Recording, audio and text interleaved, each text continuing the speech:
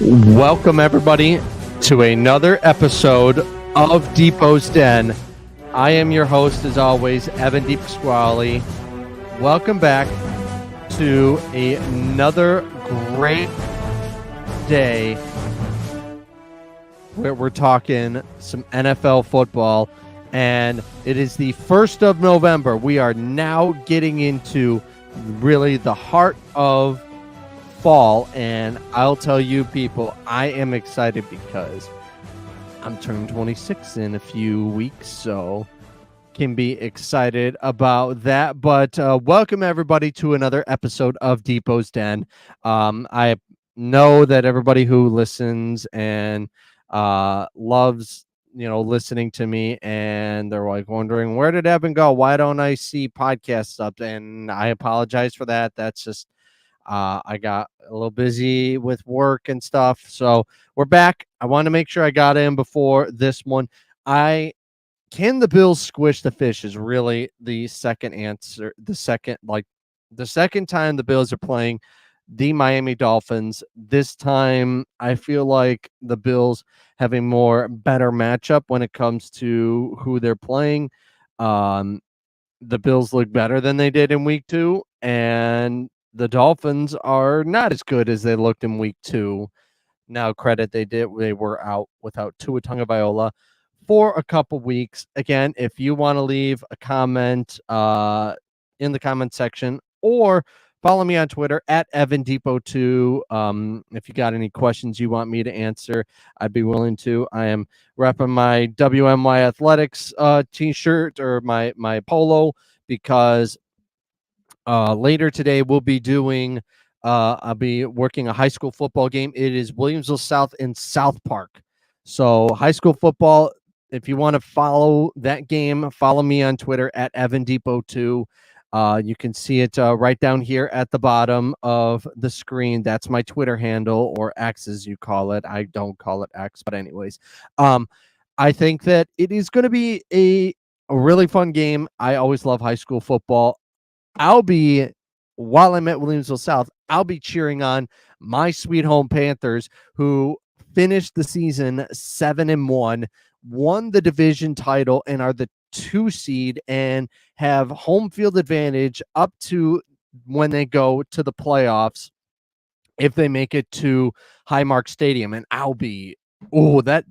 that's going to be so exciting, being able to do a Sweet Home football game from Highmark Stadium. The last time Sweet Home was at Highmark Stadium, or at least the last time Sweet Home football was this good, where they win the division, I was a junior in high school. So my alma mater, Sweet Home, looking forward to hearing from you guys. Hopefully we'll be able to take it back to the sectional title. Rocco Penapinto has been incredible so far for the Panthers. Hopefully they'll be able to make it back to the stadium. All right. I wanted to get into the start of this. I wanted to start on the Bills are going to definitely try and extend their lead in the AFC East. And right now they are going to cruise to the division. Everybody was like, oh, this is the Jets division, or this is the Dolphins division. And it turns out it's neither of those divisions. Now, credit, you could probably say maybe if Tua Tagovailoa didn't get hurt, maybe we'd be talking a different story. Maybe the Dolphins would be a little bit more competitive, but we can clearly see that they are not. The Dolphins have looked bad, but that's, again, like I said, that they have been without their starting quarterback since they've last played the Bills, when Tua Tagovailoa went out with a concussion. Unfortunately, it was a terrible issue. But really, the Bills have taken the step that they need to really get a stranglehold on the AFC East, while the Dolphins are trying to save their season and hopefully get a wild card, because right now, if we look at all the standings, the Dolphins are 2-5. The Jets just won last night on Thursday Night Football. They're 3-6. The Bills have 2 wins against them. So they're in prime position to be able to really take a stranglehold on the division. Again, if you have any comments or questions, anybody who's watching or listening, hit them down in the comment section below. If I see them, I will reply to them. If not, I will make sure to get back to them in the next episode. The one thing that I haven't been able to talk about is the addition of Amari Cooper. Amari Cooper, I thought it came down the same day the Davante Adams trade came down, and I think, in my opinion, the Bills made the better move. The Bills went for a guy that was really still in his prime, came off a 1,000-yard season, was playing with one of the worst quarterbacks in the NFL. And you saw in his first game, he had I think 5 catches for 66 yards and a touchdown. That's what Amari Cooper is going to bring to this Bills offense. He is incredible to watch. And let's just put it out that I think that Amari Cooper is the reason the Bills are back in title contention. Because if you look at the addition of Amari Cooper, who is that really opened up to? That has opened up really Keon Coleman has blossomed, had his first 100-yard game a couple of weeks ago against the Titans.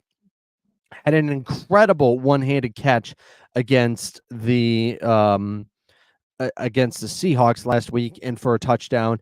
He is starting to blossom and become really one of those there are a lot of good. This receiver class for rookies has been really good, and I think Keon Coleman is really starting to put his stamp on where he feels he is when it comes to, what we're starting to see. But I think that Keon Coleman has really stepped up to the plate and is showing the Bills why he was their number 1 draft pick. And I think that it's starting to pay off. And the Bills needed this badly. They needed to get a number 1 wide receiver. The loss of Stephon Diggs, people were thinking, oh, they'll be fine without Diggs. And now we're starting to see, yeah, they do need Stephon Diggs. We're starting to see it now. Khalil Shakir is starting to open up. I think people are comparing him to Cole Beasley. I think he's better than Cole Beasley, and I don't want to make that sound like it's being disrespect to Cole Beasley, because Beasley played his role and he was incredible at what he did. And really, in all honesty, I think that this is going to be what is going to be important for the Bills. You got really a softer part of your schedule right now with what's going on for the Bills. You had Tennessee, you had Seattle. Seattle was kind of a tougher game. Then you have Miami, who has not looked great, and now you're going to be facing Indianapolis, who will have Joe Flacco as their starting quarterback. That could be a trap game, but I do believe that what we're seeing from the Bills, it'll be a huge, important game for them if they want to. If they're gonna have, here's the thing. Every game is important, and I'll tell you, at the start of the season, I guarantee you, everybody would have been awesome if the Bills were at 6-2 right now. And I am too, because they have really, they haven't beaten anybody good yet, but I think that that's going to come, because I'm going to, in all honesty, in a few weeks, I'm going to pick them to beat the Chiefs, because the Chiefs have not impressed me whatsoever. But anyways, I'm going to rewind a little bit to what I thought my thoughts were on the game the last time the Bills played Miami.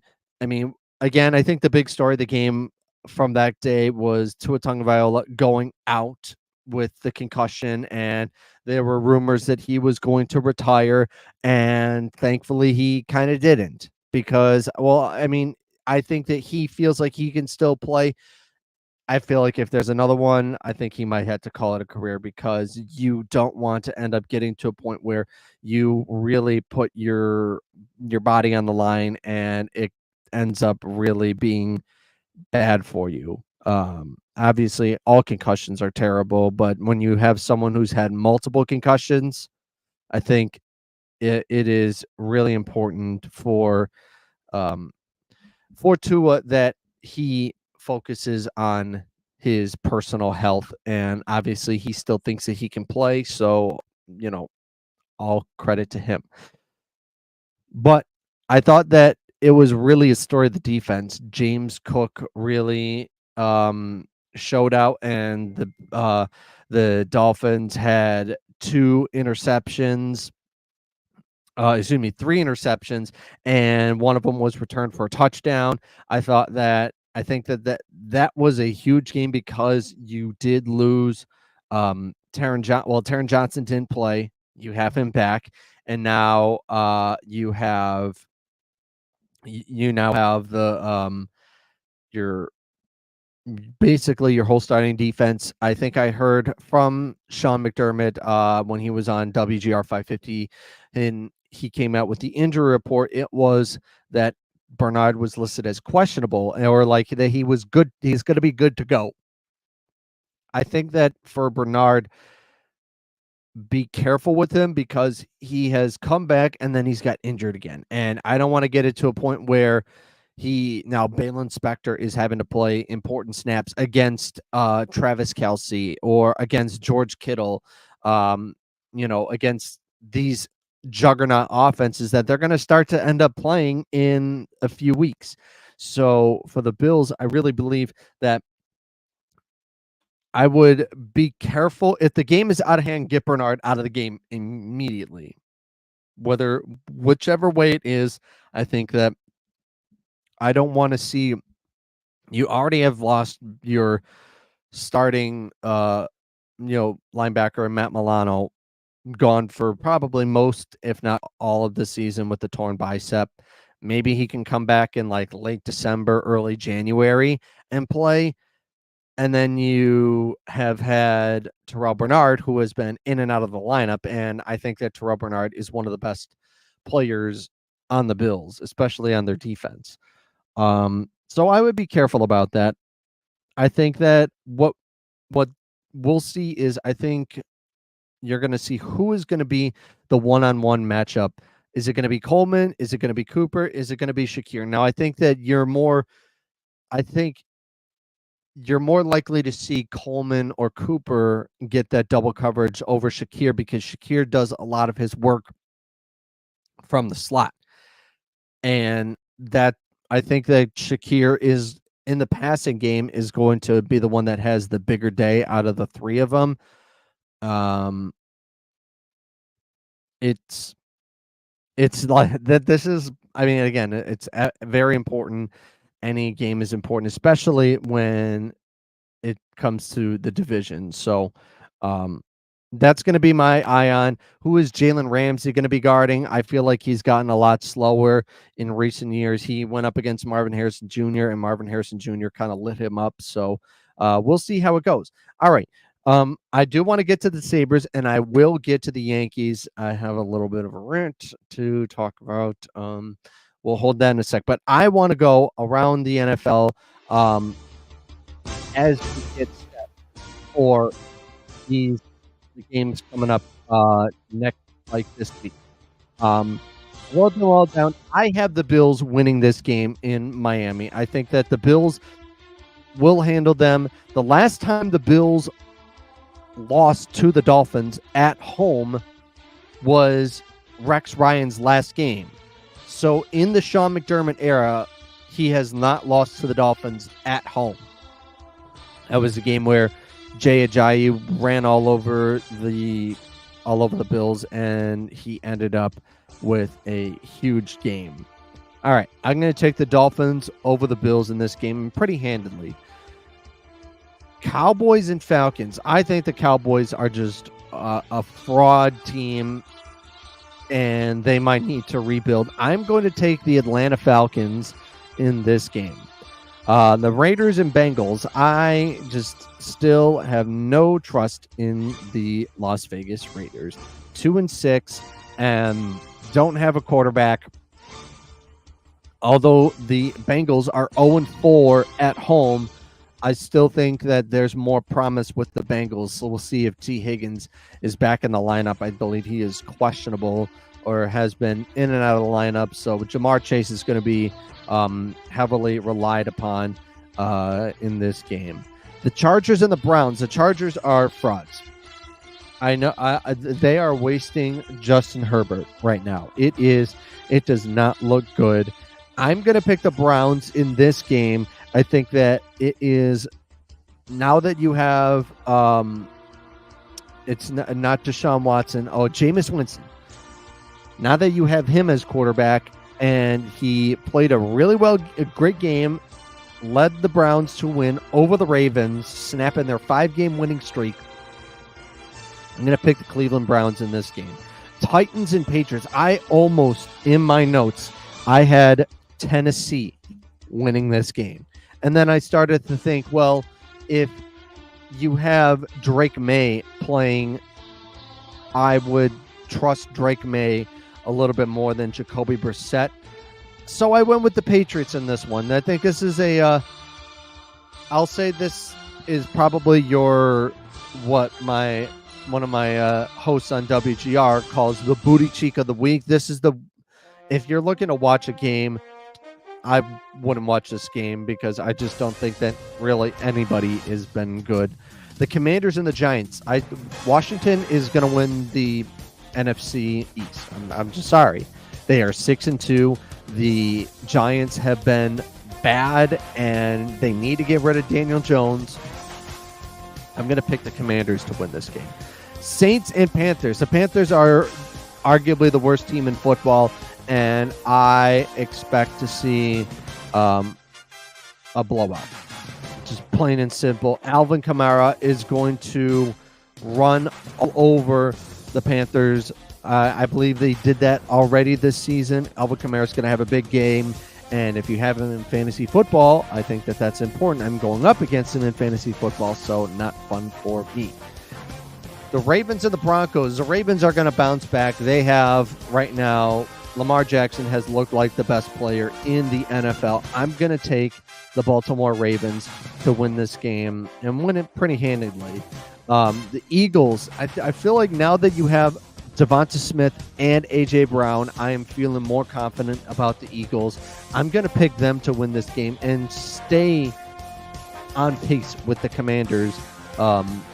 Then they'll be heading into Week 10. We'll have to see in our next episode. We'll have to see when they are playing. Cardinals and Bears. This is an interesting one. Caleb Williams and Kyler Murray. I picked the Bears to win this one. I think that they're going to be upset about what happened last week, losing on a Hail Mary, and I think Caleb Williams will have himself a solid day. The Packers and the Lions. The Lions, I don't care what anybody says. The Chiefs are maybe undefeated. The Lions are the best team in the NFL right now. It's just that plain and simple. The Lions are the best team in the NFL. Now, they are going to Lambeau Field, so that might be a tough one, but it all depends on if Jordan Love is going to play, and I don't know if he's going to play. He's been getting hurt a lot, but I'm going to take the Lions to win this one. Rams and Seahawks. I think the Rams they're a little sneaky. They're a little sneaky because they were about to sell Cooper Kupp, and then Puka Nacua and him came back, and then they won against the Vikings on Thursday Night Football. The Rams have had that extra bye week. I'm going to pick the Rams in this game, and I think that they would take atop the NFC West. I'll have to check that. All right, the Sunday Night Football game, I believe, I don't remember if this got flexed or not, either way, I thought I saw something get flexed. The Vikings and the Colts, you got Sam Darnold is going to have a bounce back, and I just don't know what the Colts. Their quarterback basically tapped out of the game saying he was tired, and that look bad, and I think that could be a real issue for the Colts. And hopefully, I like Anthony Richardson. I never will say I don't like a certain quarterback that isn't Tom Brady or Patrick Mahomes, but I can respect Patrick Mahomes. Tom Brady, I never liked, because Patrick Mahomes almost won me my fantasy league when I was, I believe, a senior in high school. But anyways, yeah, we're gonna go with the Vikings on this one. Monday Night Football. I'm gonna go with the Chiefs on this one. Buccaneers, Chiefs. I just don't know how the Chiefs are going to do without.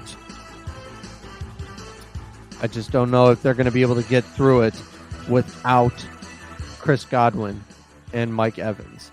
So those are my picks from around the NFL, and hopefully you will use them if you're like in a Survivor League pool. If you wanted to look at any of my picks and say, oh, what's a good one to pick, which one isn't? Hopefully I helped you out. All right, now on to hockey. The Sabres are in action tonight. They have a back-to-back. They are playing tonight and tomorrow. They are going up against the New York Islanders tonight, and then they'll play the Detroit Red Wings tomorrow.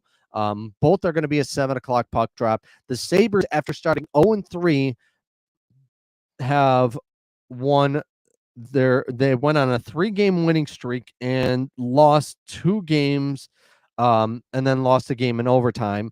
And they're looking pretty good. I know they lost 5-2 to the Panthers, but you're not too far out of the division. You're really kind of steady with everybody.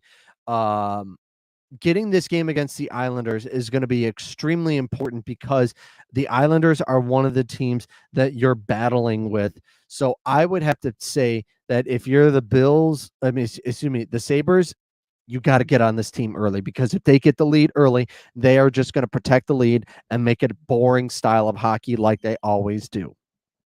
And I'm interested to see what it looks like with Dylan Cousins on the wing. He hasn't really been good at center so far this year. He had success with Team Canada playing on the wing, scored a lot of goals. So hopefully that'll give him some more freedom, and hopefully that can possibly lead to him, scoring goals. And I don't know. I mean, maybe they might trade Dylan Cousins because he has not looked like the guy they signed. So we'll see. But these next 3 games are crucial. These are going to be teams, Detroit, Ottawa, and the Islanders. You're going to be fighting for that wild card spot, or for that third playoff spot in the division. Now, obviously, the Islanders are in the Metro division, while the Senators and the Red Wings for some reason are in the Atlantic division. So yeah, I think that the Sabres are scrappy, and the important thing is getting that first goal. I believe I heard Levi is going to make the start tonight, and then Luukkonen will make the start tomorrow. So it'll be pretty interesting. So that's my take on the Sabres, and I think that that's going to be really good. I'm excited to see what comes out of these next 3 games. All right. I said on, what was it? Yesterday. Yeah. I said yesterday to some of my colleagues over at WGR, if I was not on the air, I probably would rant about the Yankees for like a good 5 minutes. Now, I'm not going to say this is going to be 5 minutes of me yelling, but this might get to a point. The Yankees, one of the most historical franchises in all of sports, 27 World Series. But I have an issue with how that game 5 ended. They had all the bounces were going the way of the Dodgers. That's what it was.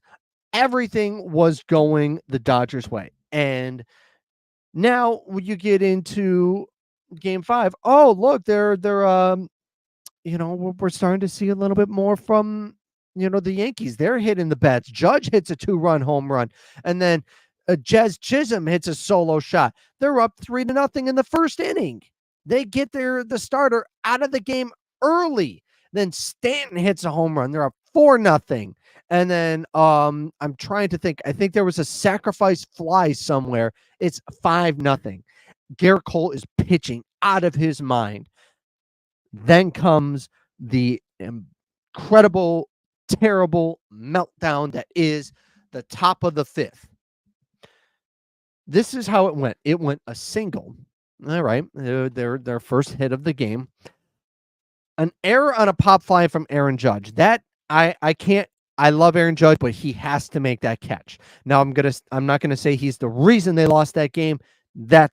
I'll get to that in a sec.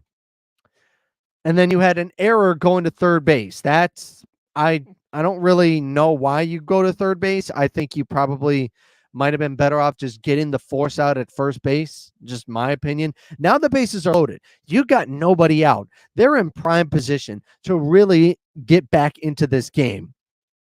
And then Cole does what he does best. He strikes out 2 straight batters, including Shohei Ohtani. He strikes 2 of them out.